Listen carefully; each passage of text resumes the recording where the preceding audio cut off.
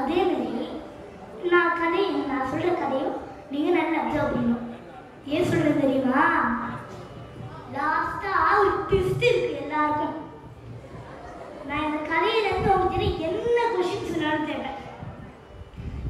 அது மட்டும் இல்லாம யார வேணாலும் நான் எழுப்பி கேட்பேன். யாரு பேசுறாங்களோ அவங்க தான் ஃபர்ஸ்ட் எழுப்பி கேட்பேன். அதனால நல்ல கவனிங்க. ஆன்சர் பண்ண ஒரு பிரைஸ் உங்களால முடிஞ்சது. சித்திர மாசம் சித்ரா பௌர்ணமி, வைகாசி விசாகம், ஆவணி அவிட்டம், ஐப்பசி பரணி, கார்த்திகை திருக்கார்த்திகை, மார்கழி திருவாதிரை, தை பூசம், மாசி மகம், பங்குனி உத்திரம். நல்ல கொடிச்செல்லாம் நான் இப்போ சொன்ன எல்லாமே பௌர்ணமி ஒட்டியே வரும். பெரியவான என்ன பண்ணுவா? கோயிலுக்கு போவா. கோயிலுக்கு போய் நல்ல சாமியெல்லாம் தரிசனம் பண்ணிட்டு சுட சுட சக்கரை பொங்கல், வெண்பொங்கல், தயிர் சாதம், புளி சாதம்னு அப்படி சாப்பிடுவா. அதுல வேற முந்திரி பருப்புனா அதுக்கு இன்னொரு தந்து வாங்கி சாப்பிடுவா. எப்போது பார்த்தீங்கன்னா நம்ம இந்த சாப்பாடு விஷயத்துல மட்டும் கூச்சமே படக்கூடாது. அப்புறம் என்ன பண்ணுவா? பஜனை எல்லாம் கேட்பா. அப்புறம் சத்சங்கெல்லாம் போய் கலந்துப்பா. அதே மாதிரி யாராவது நான் உபன்யாசம்னா இந்த மாதிரி உபன்யாசம்னா நல்லா கவனிக்கோ. யாராவது இந்த மாரி உபன்யாசம்னா ஃபுல் கதையும் உட்காந்து கேட்பா. பாதியில் எழுந்து போக மாட்டோம். சரி சரி இதெல்லாம் அப்போ நம்ம இப்போ உள்ள கதையை பார்ப்போம். வாங்கோ. கோயிலுக்குள்ள போவா. கோயிலுக்குள்ள போன உடனே உற்சவரோட ஒரு செல்ஃபி. அடுத்தது பிரசாத் வாங்கி ஒரு செல்ஃபி. அது வாங்கிட்டு சாப்பிட மாட்டான். செல்ஃபி எடுத்துக்கிறதுக்காக கடைசியில முழுவதையும் எடுத்துருக்காங்க. அவரோடைய ஒரு செல்ஃபி. இப்படி எல்லாம் எதுலையும் செல்ஃபி எடுத்துட்டு வா. எல்லாம் இந்த ஃபேஸ்புக் இன்ஸ்டாகிராம்ல எடுக்கிற பாடு வியூஸ் வேணுமே.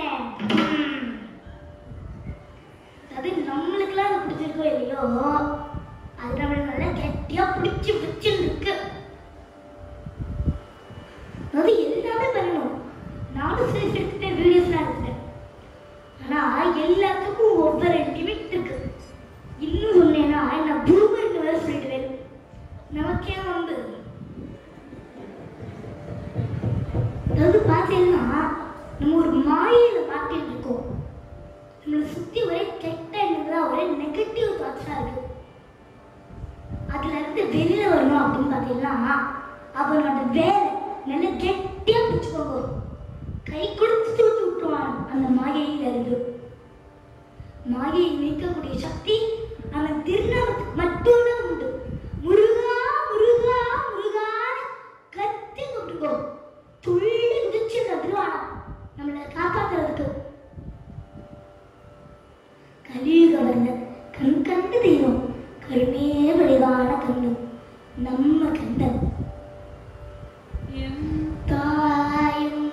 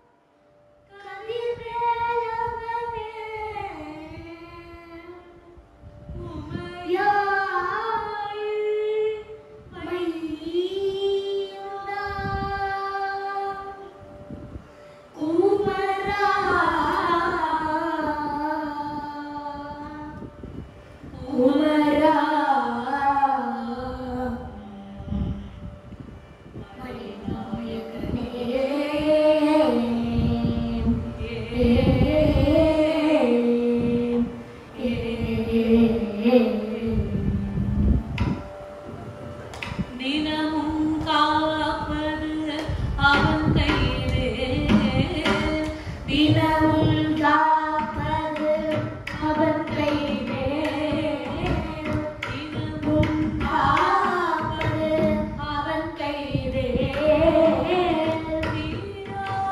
விதைகளை தேர்க்கும் கலையிலே தீரா விதைகளை தேர்க்கும் கலையிலே மனதில் புகழ்ந்த முருகன் ரூபம் மாயை தீக்குவது அவன் திருநாமம் மனதில் புகழ்ந்த முருகன் ரூபம்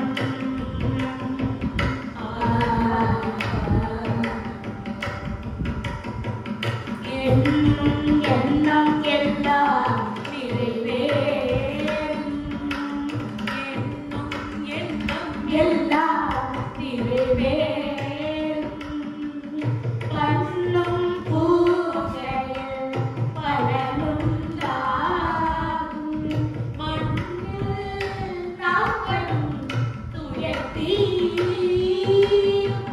மாறா இன்பம் மனதில் சேரும் மனதில் புகழ்ந்த முருகன் ரூபம் மாயை நீக்குவது அவன் திருநாமம் மனதில் புகழ்ந்த முருகன் ரூபம்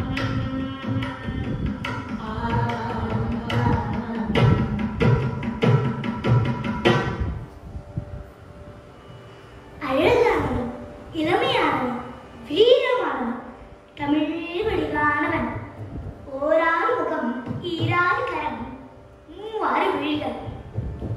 அதாவது பார்த்தீங்கன்னா இன்னொரு சின்ன முருகாக்கு எல்லாமே ஆறாம். ஆறுபடை வீடாம் ஆறுபடை வீடு கொண்ட திருமுருகா ஆறுபடை வீடு கொண்ட திருமுருகா திருமுருகா படை தனியே முருகா முருகா ஆறுபடை வீடு கொண்ட திருமுருகா. ஆறெழுத்து மந்திரம் சரவண பவ ஓம் சரவண பவ திருமந்திரம் கனசகாஜகிய ராவே. அதாவது தமிழிலேயே ரொம்ப சிறந்த எழுத்து அப்படின்னு பார்த்தீங்கன்னா அக் என்ற ஆயுத எழுத்து. அந்த அக் என்ற ஆயுத எழுத்தை ஜாயின் பண்ணி பாருங்களேன். வெறுனா இருக்கு. அந்த வேல் எப்படி இருக்கும்? ஆழமா அகலமா கூர்மையா இருக்கும் இல்லையா? அதாவது நம்ம அறிவை இருக்கணும்னு காட்டுறதுதான் ஞானவேல். ஞானவேல் முருகனுக்கு அரோகரா. எத்தனையோ சுவாமியை பத்தி கதை கேட்டிருந்தாலும் யாம் இருக்க பயனேன் அப்படின்னு சொல்றது ஒரே சுவாமி நம்ம சின்ன முருகா மட்டும்தான். நாளன் செய்யும் வினைதான் என் செய்யும் என்னை நாகி வந்து கோலம் செய்யும் கூற்றன் செய்யும் குமரேசரின் தாளும் சிலம்பும் சதந்தையும் தந்தையும் ஜன்முகமும் தோளும் கடம்பும் முன்னே வந்து தோன்றிடுமே முருகா. கந்தனுண்டு கவலை இல்லை மனமே முருகன் பேருண்டு இல்லை கயிறுண்டு பயன் புகழுண்டு குறையில்லை மனமே கந்தனுண்டு கவலை இல்லை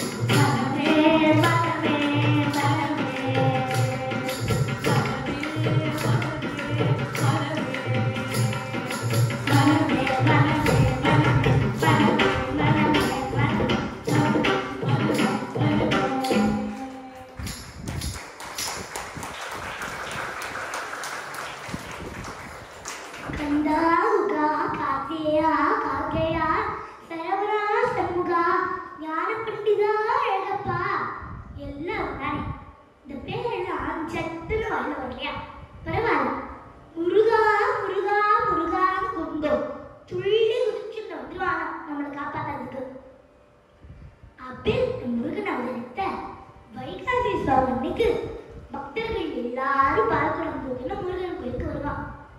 அப்பா வெளியே பிள்ளையும் அபிஷேக பிரியனாக்கும்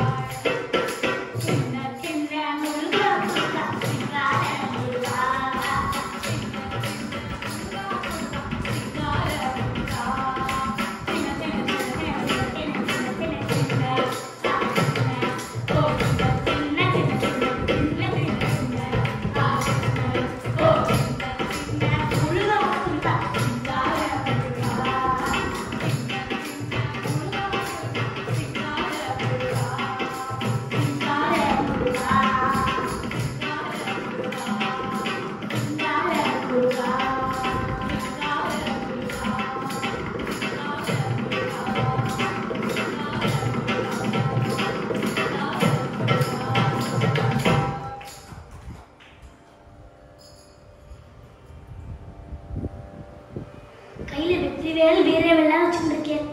அசுரர்கள்லாம் தான் அவ்வளவுதான். கூட்டத்தோட சாப்டர் க்ளோஸ். என்னது வேற சண்டை குட்டின் பயமா தான் இருக்கு. அப்ப எப்படி சின்ன முருகாட்சி நெருங்கிறது அப்படின்னு யோசிக்கிறீங்களா? அதாவது போர்க்களத்துல மட்டும்தான் அந்த கோவம். பக்தர்கள் கேட்கலாமா அவ்வளோ அன்பா மனுஷனும் இல்லாது. இப்ப எக்ஸாம்பிளுக்கு நம்மளாம் முருகன் கோயிலுக்கு போறோம். அங்க வந்து முருகனோட சன்னதியில முருகனை பார்க்கறதுக்கு அழகா ஒரு லைன் இருக்கு. அது அப்படியே நம்ம அடைச்சு உடிச்சு தள்ளி விட்டுட்டு சண்டை போடுறது முன்னாடி போய் முருகன் கிட்டக்க நிற்போம். அவனை பத்தி ஒரு 4 வார்த்தை புகழ்ந்து பாடினா கூட பரவாயில்ல. ஒரே குரல் அது சரியில்லை இது சரியில்லை இல்லையா? ஒரே வேணும்னு அது வேணும் இது வேணும்னு பக்கத்தாத்துக்கார பென்ஸ்கார் வாங்கிட்டா எந்த காரியம்.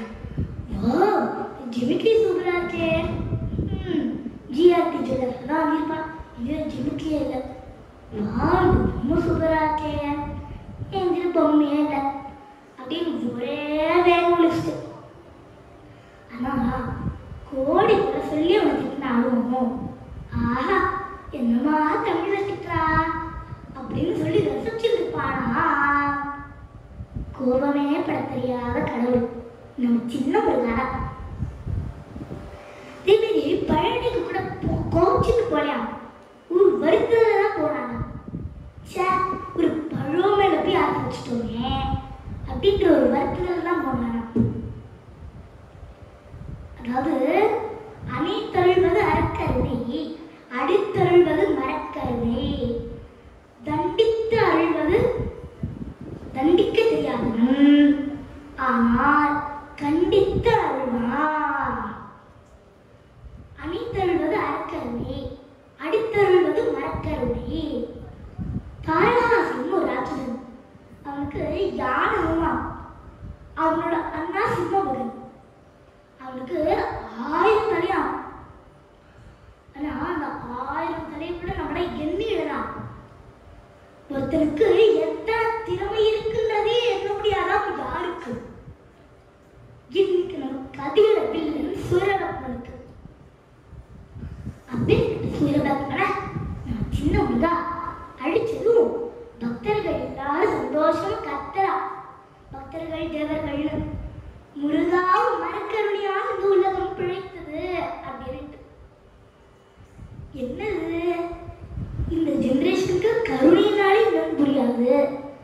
அதுல மரக்கருணி அறக்கருணின்னு இன்னும் வளரிட்டு இருக்கான் இந்த பையன் அப்படின்னு யோசிக்கிறதா?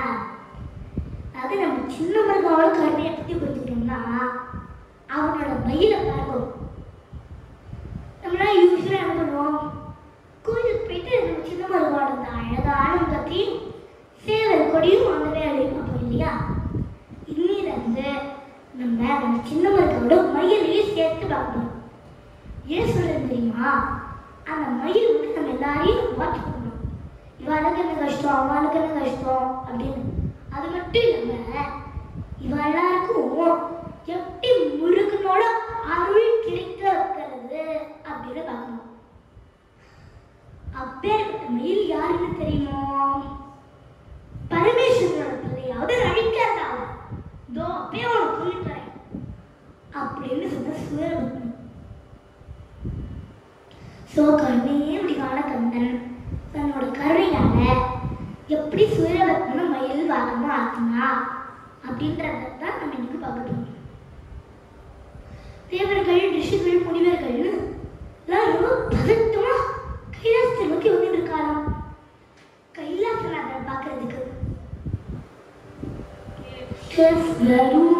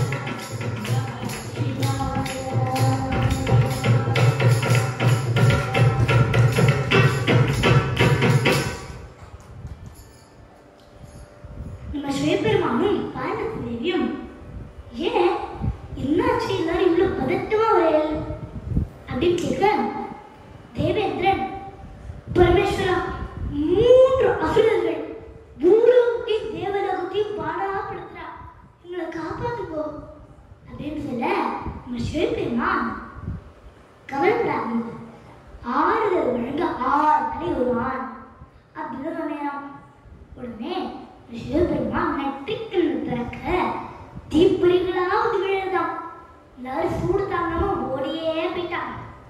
திருப்பி அங்கேதான். பின்ன அந்த 3 வருஷம் செடியா போயிட்டு வர முடியும்? தேவேந்திர, பரமேஸ்வரா, குழந்தைய கேட்டா நெருப்பா தரேனே, வெறுப்பாக எங்களை பார்த்தா அப்படின்னு கேட்டாராம். தெரியுமா, உடனே அக்னி பகவானையும் வாயு பகவானையும் கூப்பிட்டு தீப்பறிகள் எல்லாத்தையும் கொண்டு போய் கங்கா நதியில சேர்க்க சொன்னாராம். கங்காதேவி அந்த தீப்பறிகள் எல்லாத்தையும் கொண்டு போய் சரவண பொய்கையில் சேர்த்துட்டாராம்.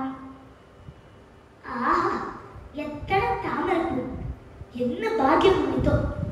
குமார பரமேஸ்வரன் வந்திருக்கார். மலர் மழை பொழிய 6 குழந்தைகளா சரவண பொய்கையில் நம் சரவணன் முடித்தான். கார்த்திகை பெண்கள் 6 பேர் அந்த 6 குழந்தைக்கும் பால் ஊட்டினாராம். அதை பார்த்துட்டு ரொம்ப பராசக்தி, இந்த 6 குழந்தைகளையும் சேர்த்து கட்டிக்க, அவ 6 பேரும் ஒரே ரூட்ல சின்ன மிருகம் வந்துட்டானா. நம்ம எல்லாருக்குமே தெரியும், நம்ம சின்ன மிருகாக்கு 6 முகம் 12 கைகள். ஆனா அதெல்லாம் திருவடி மட்டும் 2 இருந்தான். இப்போ 12 காலுக்கு 12 கையினா சரி, இப்ப 12 கைக்கு 12 கால்னா யோசிச்சு பாருங்க அந்த சீனை. இப்போ அந்த 12 கால்ல 8வது கால் பிடிச்சுன்னா சீக்கிரமா கல்யாணம் ஆயிடும், 4வது கால் பிடிச்சுன்னா சீக்கிரமா வீடு வந்துடலாம் அப்படின்னு வச்சுக்கோங்க. சும்மா இப்போ ஆல்ரெடி கல்யாணம் பண்ணா ஒரு பதட்டத்துல வந்து 8வது காலையை பிடிச்சுட்டானா, மறுபடியும் முதல்ல இருந்தா கஷ்டத்துக்கு மேல கஷ்டம்னா அது சார். நம்ம சின்ன ஒரு சீட் பண்ணிட்டான். உங்களுக்கு நிறைய அழுத்தி கொடுக்கறதுக்கு மட்டும் 12 கை வச்சுக்கிறேன்.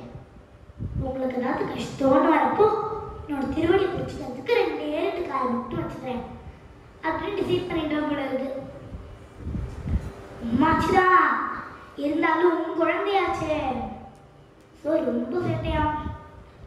அப்புறம் கைலாசத்துல சிவபெருமான பார்க்க வராரோ இல்லையோ, எல்லாரும் நம்ம சின்ன மருகோட சேட்டையை பார்க்கறதுக்கு அப்படியே குவியறாங்க. நம்ம சின்ன மருகா சிவபெருமான்கிட்ட, அப்பா அப்பா நீங்க போட்டிருக்கிற அப்படியே எனக்கு ஒரு கோடு வாங்கி கொடுங்களேப்பா அப்படின்னு கேட்டா. 2000 காத்துக்கு 2000 போடனா பரவாயில்ல, வாங்கிடலாம். ஆனா 12 காலத்துக்கு 12 தோடுதான் வேணும். பக்கத்துல டி நகர் இருந்தா கூட மேட்சிங் மேட்சிங்கா வாங்கி போட்டுடலாம். ஆனா இருக்கிறது கைலாசமாச்சே. ஒரு நாள் நம்ம நான் தருகிறேன், சம்போ மகாதேவா சம்போ மகாதேவா.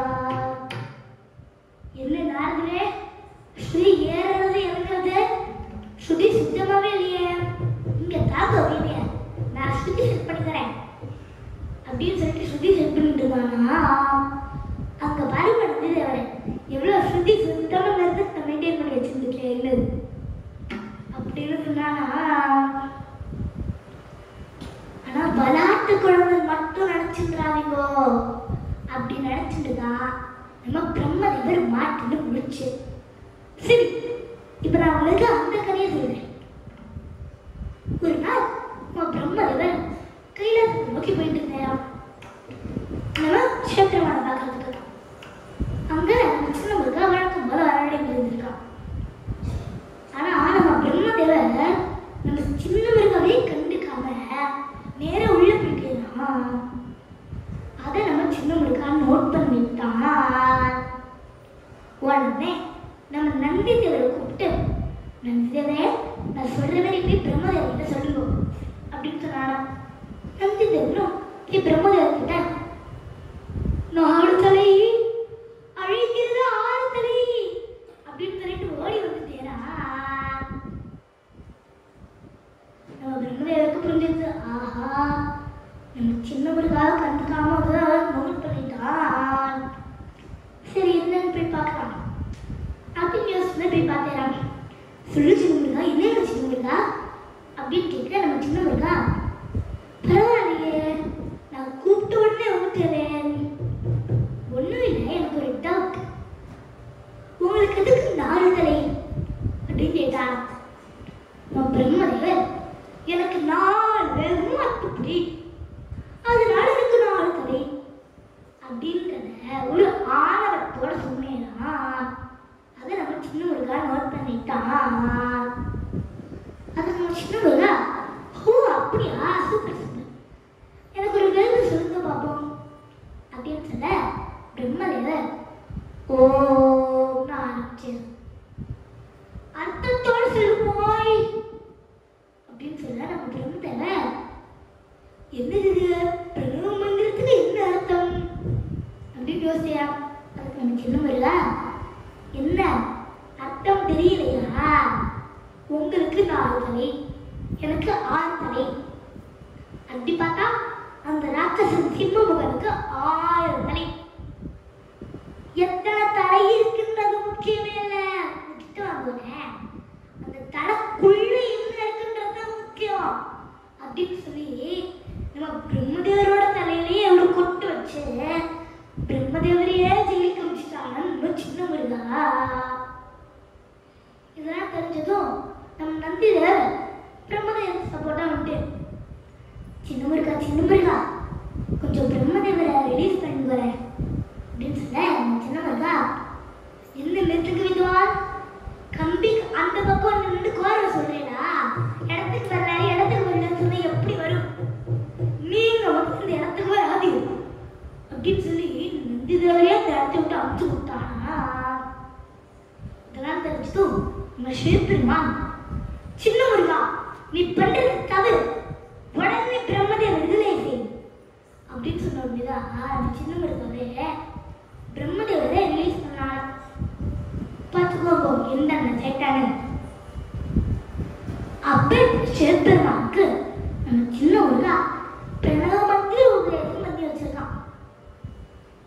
ஸோ இதுல இருந்து நம்ம என்ன கத்துக்கணும் அப்படின்னு பார்த்தீங்கன்னா, நல்ல விஷயத்த ஒரு குட்டி குழந்தை சொன்னா கூட கேட்கணும், கெட்ட விஷயத்த ரொம்ப வயசான சொன்னாலும் காதலையே வாங்கிக்கப்படாது. இதுக்கெல்லாம் தான் நம்ம அருணகிரிநாத என்னோட சேட்டையெல்லாம் பார்த்து ரசிக்கிறதுக்கு 2 கண்டு பத்தலையே, 4000 கண்டு தான் வேணும் அப்படின்னு சொல்லியிருக்கேன். நாட்கள் ஓடிது, நம்ம சின்ன முருகா வளர்ந்துட்டான். சூரியனை அழிக்கிற அனுமதி சக்தியை கொடுத்து சக்தி வேட்டை கொடுத்தாலும் அன்னை பராசக்தி.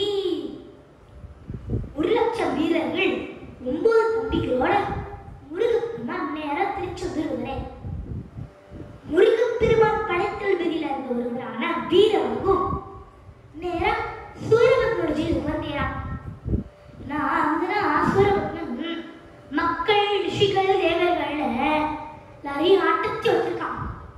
அவற்றெல்லாம் போய் கவலைப்படாதோ, உங்களை காப்பாற்றுறதுக்கு முருகப்பெருமான் வந்துட்டு அப்படின்றது டேரக்டா சொல்லாம பாட்டா பாடி தேரான். என்னப்பனே என்னையனே கண்டப்பனே என்னப்பனே என்னையனே கண்டப்பனே தந்தக்காரும்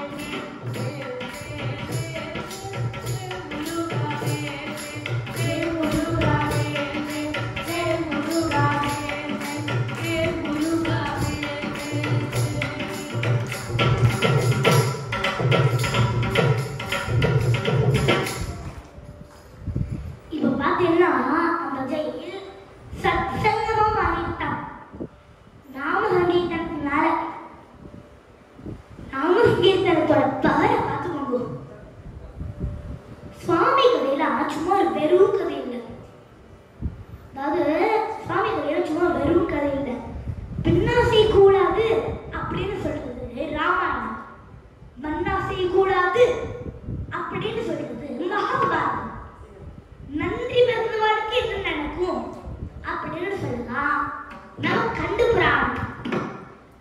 பாவத்திலேயே ரொம்ப மகா பாவம் அப்படின்னு பார்த்தீங்கன்னா நன்றி மறக்கிறது மட்டும்தான்.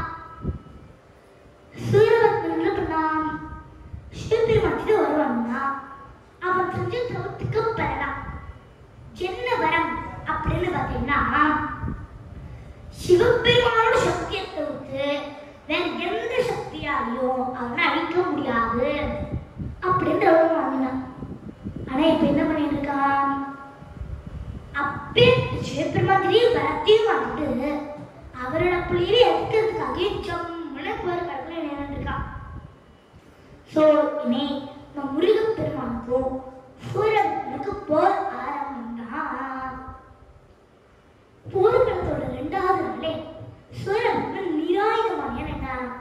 அதாவது ஆயுதம் வகையை இழந்து அந்த தோத்து போன சிச்சுவேஷன்லயும் அது என்ன நினைச்சாலும் தெரியுமோ? முருகனோட செல்லப்படுறதுக்கு யாருக்கு தகுதி இருக்கு? எனக்கு மட்டும்தான் தகுதி இருக்கு அப்படின்னு நினைச்சான். அதாவது அடுத்தவன் நமக்கு கொடுத்தாதான் பேர் பட்டம், நாமளே நம்மளுக்கு கொடுத்தா அது பேர் என்ன? தம்பட்டம். ஆரம்பத்தை திருத்தா ஏழுமா இருக்கும், இறங்குமா தான் இருக்கும். சோ ஆணவம் கவுக்கிறது. சூரன் பிடிவாதமா இருக்கானே இல்லையோ, விதி நம்ம பிடிவாதமா இருக்கான். அந்த 3 அசுரர்களையும் அழிக்கிறதுக்காக நம்ம முருகப்பெருமான் வச்சு தாரகாசுரனை சிம்ம முடியை விழுத்துட்டு அடுத்தது நம்ம சூரபத்மன் மட்டும்தான் பாக்கி. இதை கேளுங்க. நம்ம சூரபத்மன் பட்டையில இட்டு சம்போ மகாதேவா அப்படின்னு சிவபெருமானோட பிள்ளையே இருக்கிறதுக்காக ஜம் வந்துருக்கான். தெரியல பார்த்துக்கோங்க. என்னென்னவோ ரூபம் எடுத்தான் சூரபத்மன்.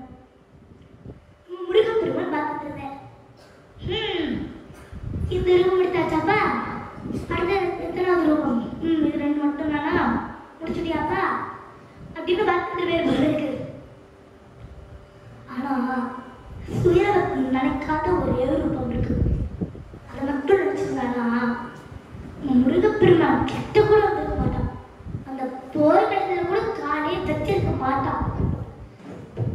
ரூபத்திலே ராம முருகப்பெருமான் பார்வதி தேவியை பார்க்கலையே, பரமேஸ்வரை பார்க்கலையே, தேவர்கள் பார்க்கலையே, முனிவர்கள் பார்க்கலையே.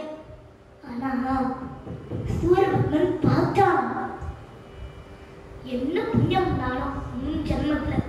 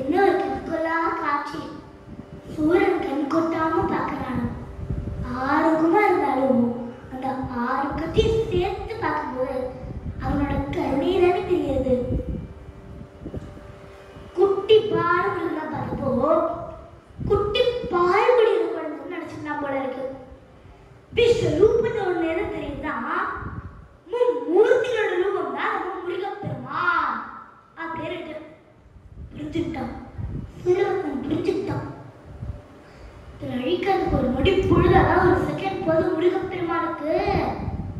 ஆனா முருகப்பெருமானோட கருணையால நம்மள இத்தனை வருஷம் விட்டு வச்சிருக்கேன், இந்த வருஷம் தெரிஞ்சிடுவான், அடுத்த வருஷம் தெரிஞ்சிடுவான் அப்படின்னு விட்டு வச்சிருக்கேன் அப்படின்னு புரிஞ்சுட்டேன். தாரகாசுரன் சின்னம் முகந்து எல்லாம் என்ன திட்டினான், முருகப்பெருமான எதிர்த்து சண்டை போடாத அப்படின்னு. ஆனா நான் எல்லாரையும் மீறி இங்க வந்து உன்னோட சண்டை போட்டுட்டு இருக்கேன். அதுலயும் ஒரு நல்ல விஷயம், உன்னோட விஸ்வரூபத்தை கிட்ட நின்று பார்க்கற பாக்கியத்தை கிடைச்சிருக்கேன் அப்படின்னு நினைச்சு ஃபீல் பண்ணிட்டான் எங்க. அந்த போர்க்களத்துல கருணை கடலே, கருணையே வடிவான கந்தனே, உன் கால் கடியில் ஒரு இடம் கிடைக்காதாப்பா அப்படின்னு கத்தி அழுத போல இருக்கான். விழுந்தவர்கள் எழுவதும் எழுந்தவர்கள் விழுவதும் அழுதாவும் செய்தாலோ, இங்கு அழுதவர்கள் சிரிப்பதும் சேர்ப்பவர்கள் நம்பதும் குமராவும் தயவாதோ. அங்கு பகல் எப்பொழுதும் அந்த கரையெல்லாம் வந்த புது கண்ணிலாடும் திருந்தலிலே கொண்டால் கண்டதும் நின்றார். கண்டதிலே உள்ளவோ. கண்பலவி தேவையில்லை பொற்பொருளும் தாரவில்லை உருவாகுமகள் போடுமே.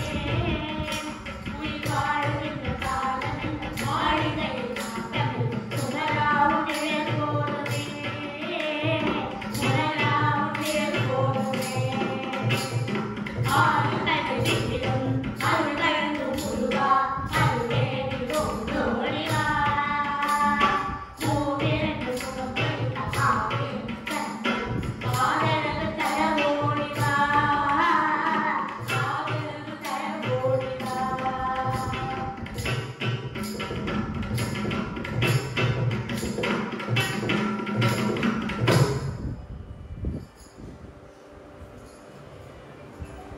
கருணை கடலே, கருணையே வடிவான கந்தனே, உன் கால்களில் எனக்கு ஒரு இடம் கிடைக்காதாப்பா அப்படின்னு கத்தி அழுத போல இருக்கா.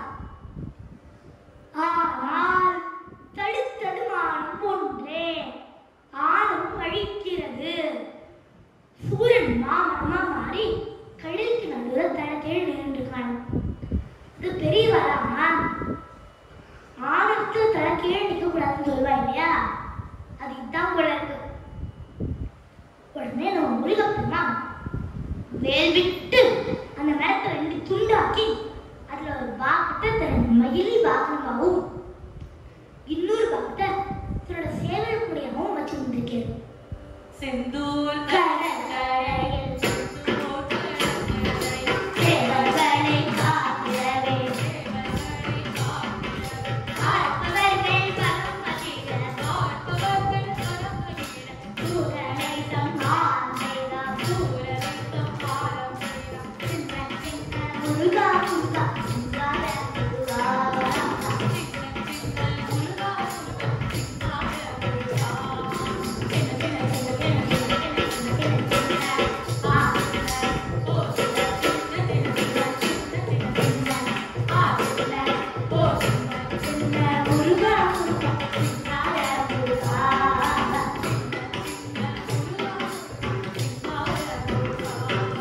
சிங்கார முருகா சிங்கார முருகா.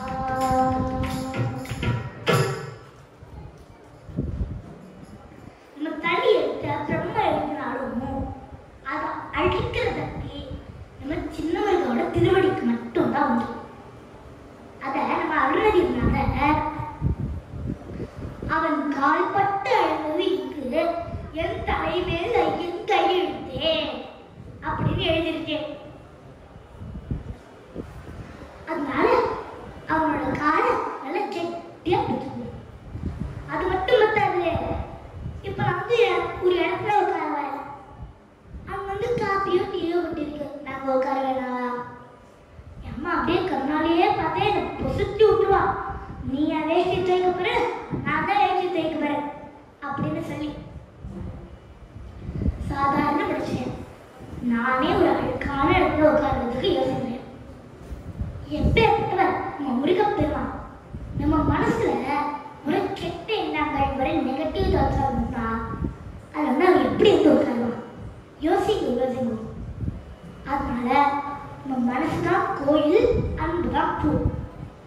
மனசார பக்தியோட அவனை கூட்டாலே போதும், ஓடி வந்துடுவான் நம்மளை காப்பாற்றுறதுக்கு. நம்ம கட்சி பிரிச்சு பார்த்தாங்க, முருகனுக்கு நான் உரிமையா இருக்க, நம் அன்புக்கு அவன் அடிமை அப்படின்னு சொல்லிடுச்சு. இதெல்லாம் சரி, சூரசம்ஹாரம் முடிஞ்சிருச்சு. முருகன் எப்படி தனியா விட்டா எப்படி? அடுத்தது திருக்கல்யாணம் தான், குமரனுக்கு கொண்டாட்டம் தான். நம்ம முருகன் பெருமான் சூரனை அழிச்சு நம்ம இந்திர பகவானை காப்பாத்திருக்கேன். ஆமா, நம்ம முருகன் பெருமான் யாரை கல்யாணம் பண்ணிக்க போறேன்?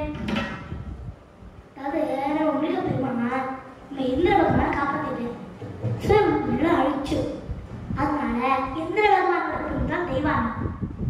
ஸோ இந்திர பகவானோட புண்ணியே முருகப்பெருமானுக்கு கல்யாணம் பண்ணி கொடுத்துட்டேன். திருமணமா திருமணம்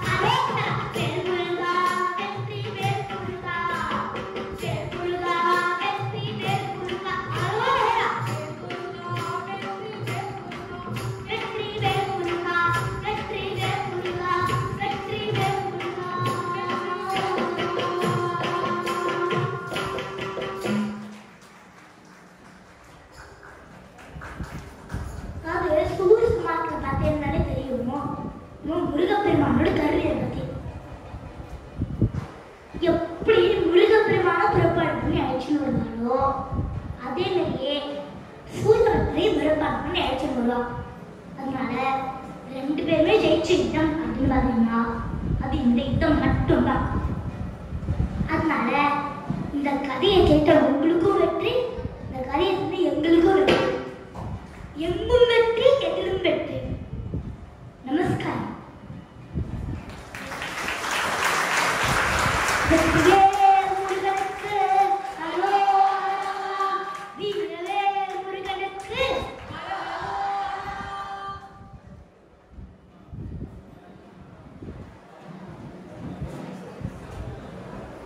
நான் ஆரம்பமே சொன்னேன் இல்லையா, கொஸ்டின் கேட்பேன்னு.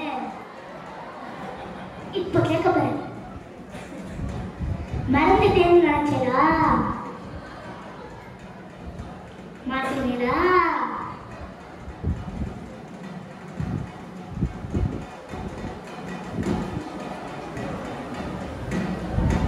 ஒரு சிம்பிள் கொஸ்டின், நம்ம கதையோட வில்லன் யாரு?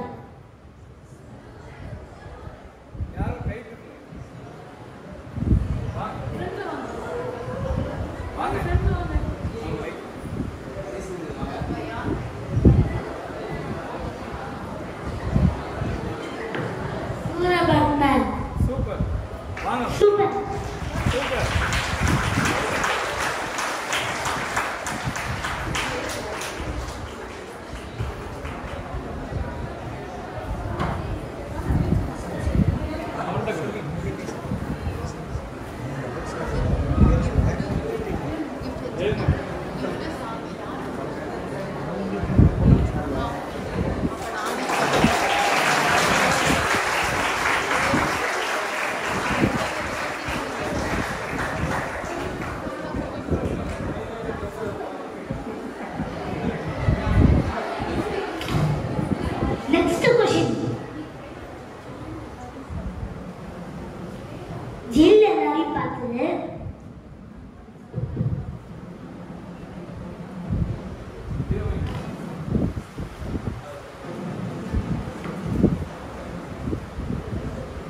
ஜெயில எல்லாரையும் பார்த்து முருகப்பெருமான் உங்களை காப்பாற்ற வந்துட்டேன் அப்படின்றது டைரக்டா சொல்லணும் பாட்டா பாட்டு இல்லையா? அது யாரு? குழு வந்து முருகப்பெருமானோட படைத்தளம்.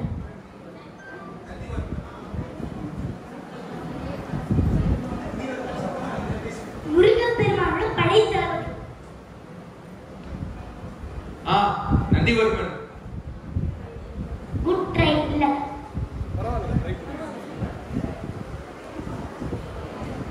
கேளுங்க. இல்லாட்டி क्वेश्चन கேளுங்க. க்ளூ வந்து முருகப்பெருமானோட படைத்தளபதி. ஜெயில போய் பாடினாரு. வீரபத்ரன். வீரபத்ரன். கரெக்ட். அங்க யாரோ சொன்னாங்க.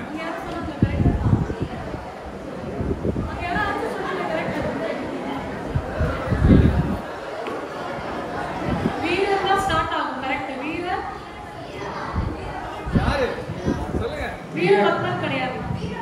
Veerabahu. Super.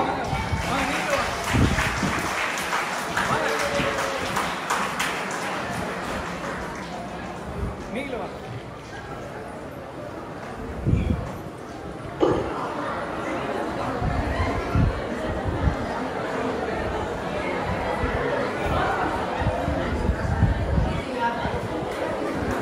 Clap and go.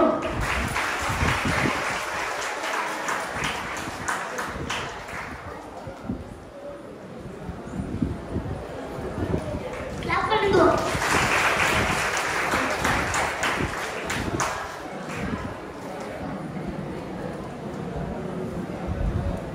அடுத்தது ஒரு சிம்பிளான விஷயம். தெய்வம் அதை யாரோட பண்ணி சொன்னேன்?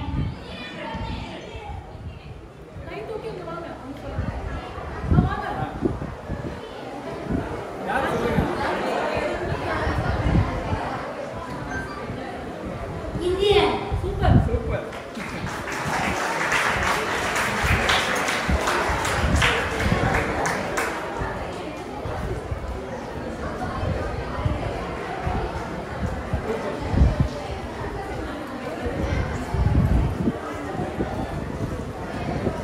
சரி, வேல் எப்படி இருக்கும்னு சொன்னேன்?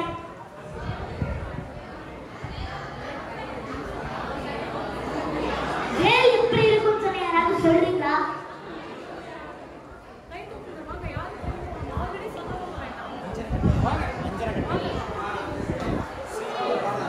வாங்க. சூப்பர்.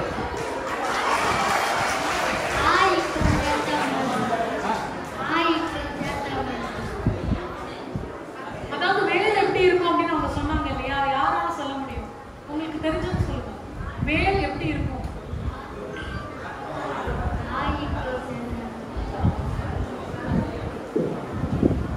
ஆழமா கூர்மையா இருக்கும். வெரி ஆழமா கூர்மையா. Very good. நீங்க சொல்றீங்களா? கிளாப் பண்ணுங்க.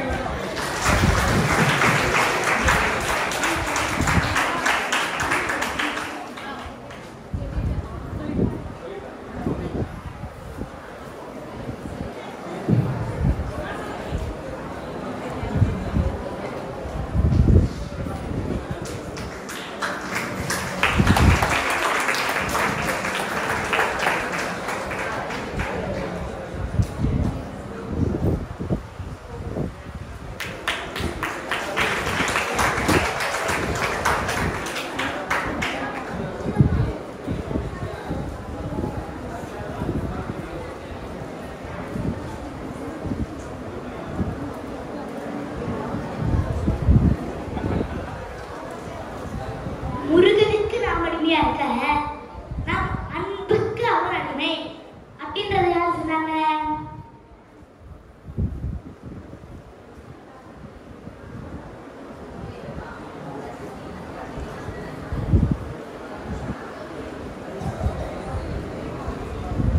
முருகனுக்கு நாம் அடிமையா இருக்க, நம் அன்புக்கு அவன் அடிமை அப்படின்றத யார் சொன்னாங்க?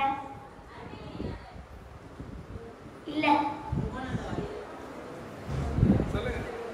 இல்ல, நல்லா கவனிச்சாதான் தெரியும்.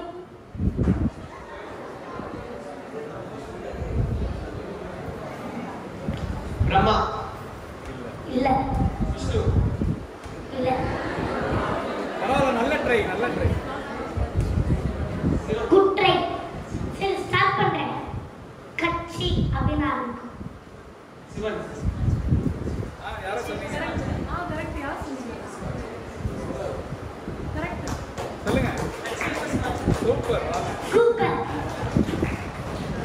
ஆன்சர் வந்து கட்சி பேசுவாச்சாரியம். கிளாப் பண்ணுங்க.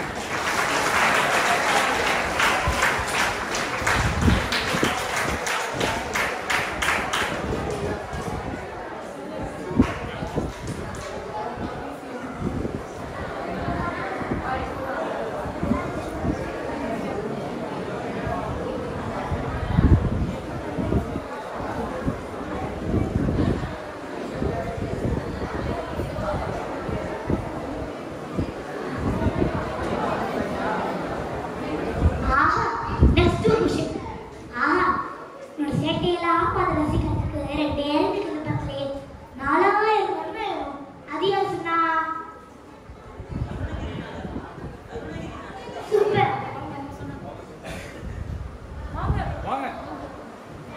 கிளாப் பண்ணுங்க.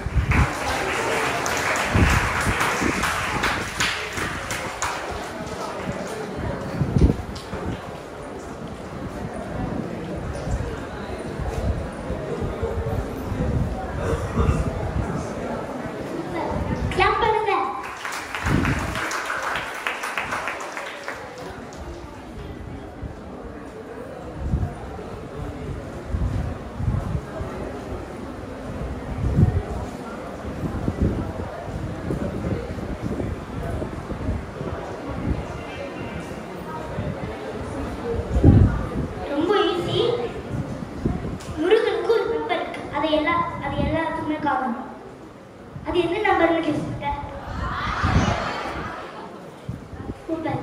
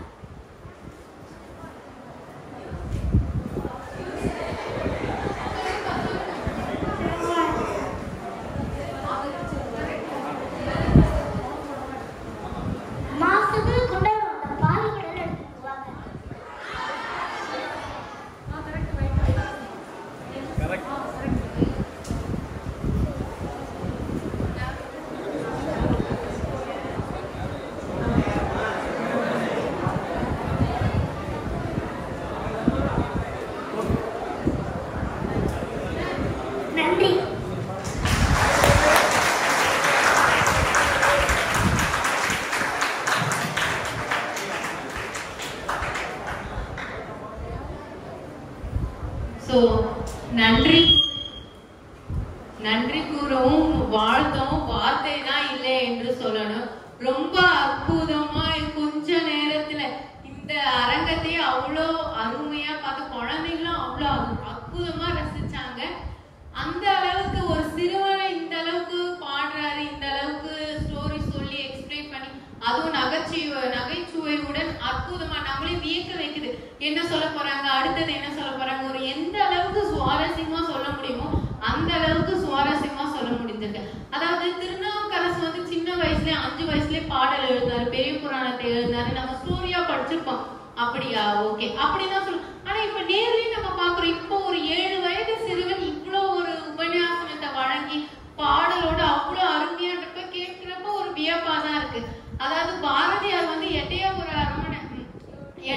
அரண்மனையோடைய மன்னரை பத்தி பாரதியார் வந்து போற்றி புகழ்ந்து ஒரு கவிதை எழுதியிருக்காரு 5 வயசுல. அப்ப அந்த மன்னர் வந்து என்ன பண்ணிருக்காரு, ரொம்ப அருமையா பேசியிருக்காரு, அருமையா கவிதை எழுதுறான்னு சொல்லிட்டு பாரதின்னு சொல்லிட்டு அவருக்கு அப்ப அந்த பெயரை சூட்டினாரு. இந்த ஹிஸ்டரி எல்லாம் நம்ம படிக்கும் போது ஓ அப்படியா, சரி, ஓகே, நல்லா அற்புதமா இருக்கு. இதை யாரும் நம்ம நேர்ல பார்த்தது கிடையாது இல்லையா? கேட்கும் போது ஒரு ஸ்டோரியாவோ ஒரு ஹிஸ்டரியாவோ நம்ம பாக்குறோம். ஆனா நேர்ல பார்க்கும்போது இதெல்லாம் உண்மையா இருக்குமா அப்படின்ற ஒரு எண்ணம் நம்மளுக்கு இருக்கும். ஆனா இப்போ இந்த 1 மணி நேரம் உண்மையாதான் இருக்கும் அப்படின்ற அளவுக்கு இவர் நிரூபிச்சு காட்டியிருக்காரு. ஸ்ரீமடத்துல இவர் ரீசெண்டா ஒரு உபன்யாசனம் வழங்கும்போது பாலபெரியா அவர்களே ரொம்ப வியப்பா பார்த்து அவருடைய மாலையை பரிசா வந்து வைபவம் அவர்களுக்கு வழங்கியிருக்காங்க. அதாவது இந்த வைபவம் சிறுவரை பத்தி பேசணும்னா பேசிட்டே இருக்கலாம் போல. இந்த 7 வயது சிறுவனா இருந்து நிறைய அவார்ட் வாங்கியிருக்காரு. கவர்மெண்ட்ல இருந்து அரசாங்கத்தால இளையமணி மாஸ்டர் அப்படின்ற அவார்டையும் விருதையும் வாங்கியிருக்காரு ரீசெண்டா. இந்த மாதிரி அவங்க பெற்றோர்கிட்ட கேட்கும் போது சொன்னா நிறைய அவார்ட் சொல்றாங்க. நிறைய ஊர்ல இப்பதான் ரீசெண்டா ஸ்ரீமடத்துல பாடிருக்காங்க. அதனுடைய தொடர்ச்சியா நம்ம கல்லூரியிலயும் நம்ம பிள்ளைகளும் திண்ணைப்பள்ளி பிள்ளைங்களுக்கும் பயனுள்ளதா இருக்கணும், நம் கல்லூரி பிள்ளைங்களுக்கும் பயனுள்ளதா இருக்கணும்னு சொல்லிட்டு இந்த நிகழ்ச்சியை நம்ம இங்க நிகழ்த்திருக்கோம். ஆனா இதுக்கு முன்னாடி பல இடங்கள்ல இவர் வந்து இந்த உபன்யாசனம் வெவ்வேறு வித கதைகளையும் பாடல்களையும் நிகழ்த்தி பல அற்புதமான நிகழ்ச்சியும் நடத்தியிருக்காரு. அவருக்கு மிகப்பெரிய வாழ்த்துக்களையும் பாராட்டுகளையும் நம்ம மனதார தெரிவித்துக் கொள்ளலாம். எதிர்க்க நம்ம பார்த்துக்கோன்றது ரொம்ப ஆச்சரியமான விஷயம் தான் இருக்கு. இப்போ பாரதியார் 5 வயசுல பாட்டு எழுதினாலும் இப்போ நம்ம நம்புறோம், ஆமா உண்மையாதான் இருக்கும் போல. 7 வயது சிறுவன் நம்ம இப்ப கண்ணு முன்னாடி பார்த்ததுக்கு அப்புறம் தான் எல்லாரையும் நம்புறதா இருக்கு. அப்ப பெரிய புராணத்தை திருநாவுக்கரசு 5 வயசுல ஏற்றி இருக்காருன்றப்ப நம்பக்கூடியதா இருக்கு. அப்ப இன்னமும் இந்த மாதிரி சிறுவர்களையும் இருந்தும் திருநாவுக்கரசு மாதிரியும் பாரதியார் மாதிரியும் பெரிய ஆட்கள் இன்னமும் இந்த காலத்தையும் வந்து கொண்டுதான் இருக்கிறார்கள். அதற்கு சிறந்த உதாரணமாக தான் நம்மளுடைய வைபவம் அவர்கள் இருக்கிறார்கள். வாழ்த்துக்கள். அவர் இந்த அளவுக்கு கூட்டிட்டு வந்து இவ்வளோ உற்சாகப்படுத்தி அவங்களுடைய பெற்றோருக்கும் நம்ம நன்றி தெரிவித்துக் கொண்டிருக்க வேண்டும். அதாவது வைபவம் அவர்கள் வந்து 1.5 வயசுல இருந்து பேச ஸ்டார்ட் பண்ணியிருக்காரு. அப்பத்துல இருந்து இந்த மாதிரியான பாடல்கள் பாற்றி முருகனுடைய கதைகள் கேட்டு சொல்லி அவங்களுடைய அம்மா அவங்களுடைய தாயார் வந்து ஊக்குவிச்சு இந்த அளவுக்கு கொண்டு வந்திருக்காங்க. அவங்களையும் நம்ம வாழ்த்து தெரிவித்துக் கொள்ள வேண்டும். நன்றி மேடம். இப்போது சிறப்பு விருந்தினருக்கு சிறப்பு செய்யும் தருணம் இது. சிறப்பு வைபவம் அவர்களுக்கு சிறப்பிக்குமாறு தமிழ்துறை தலைவர் டாக்டர் ராதாகிருஷ்ண ஐயா அவர்களை தாய்மையுடன் அழைக்கின்றோம். அடுத்ததாக சைலம் சான்ஸ்கிரிட் துறை தலைவர் ஸ்ரீ சைலம் ஐயா அவர்களையும் அழைக்கின்றோம்.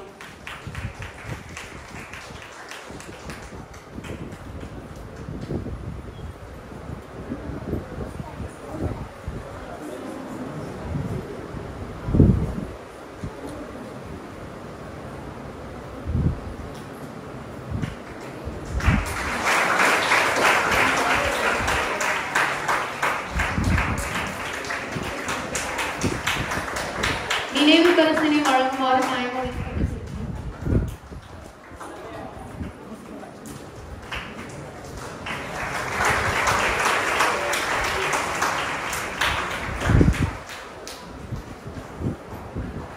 அடுத்ததாக வைபவம் அவர்களை உற்சாகப்படுத்தி தூக்கிவிட்டு எல்லாத்தையும் சொல்லிக் கொடுத்தது மிருதகம் வாத்தியத்தை நேர்ந்த தேவநாதன் அவர்கள் ஐயா தான். அவர்களும் அந்த குழந்தைக்கு ஊக்குவிப்பா இருந்து அனைத்து கலைகளையும் சொல்லிக் கொடுத்திருக்கிறார்கள். மிருதகம் நிகழ்த்திய தேவநாதன் ஐயா அவர்களை சிறப்பிக்கும் தருணம் இது.